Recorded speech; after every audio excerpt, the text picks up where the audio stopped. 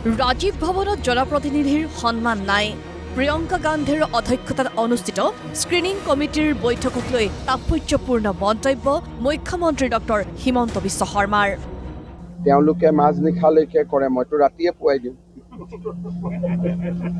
গতিকে আৰু তেওঁলোকে এদিন কৰিছে, মই 5 বছৰত বা আমাৰ সকলে 5 বছৰত কৰে।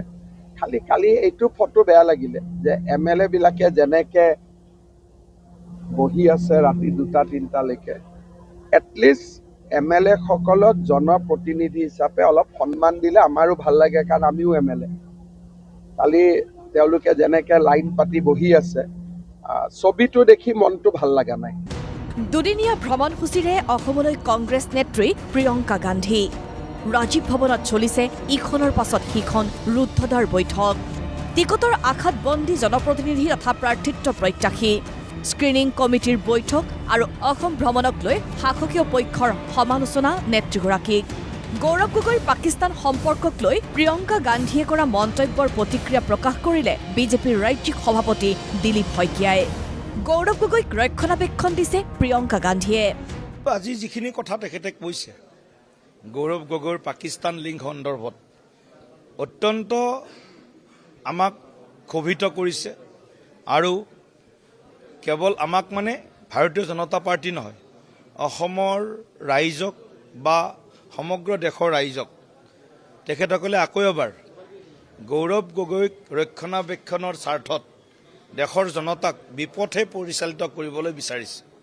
লগতে এই বিষয়টোৰ ওপৰতে দিলীপ শইকীয়াৰ আন এক মন্তব্য, ৰাষ্ট্ৰীয় সুৰক্ষাক লৈ দায়বদ্ধ নহয় প্ৰিয়ংকা গান্ধী।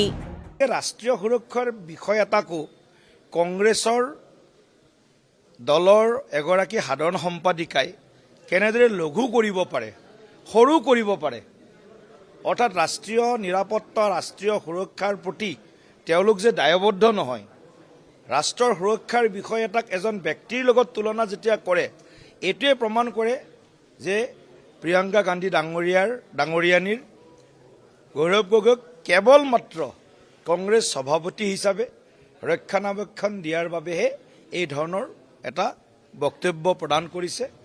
আনপিনে স্ক্ৰিনিং কমিটিৰ বৈঠক সন্দৰ্ভত মুখ্যমন্ত্ৰীৰ দৰে মন্তব্য দিলীপ শইকীয়াৰ। টিকটৰ বাবে কংগ্ৰেছৰ জ্যেষ্ঠ নেতাই ৰাজীৱ ভৱনত টোপনি মাৰি থাকিবলগীয়া হৈছে।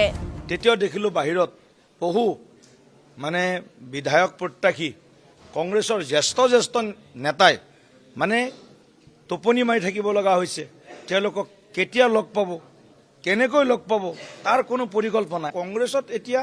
আৰু তেওঁলোক যিসকল, মই দেখিছোঁ কালি ৰাতি কেইটামান ফটো, মোৰ বেয়া লাগিছে। যেতিয়া প্ৰাক্তন মুখ্যমন্ত্ৰী ভূমিধৰ বৰ্মনৰ ল'ৰাই যেতিয়া বাহিৰৰ বাৰাণ্ডাৰ বেঞ্চিত বহি কংগ্ৰেছৰ মহামন্ত্ৰীক সাক্ষাৎ কৰাৰ কাৰণে টোপনিয়াই থাকিব লাগে, ইয়াতকৈ দুৰ্ভাগ্যৰ কথা কিবা আছে নেকি?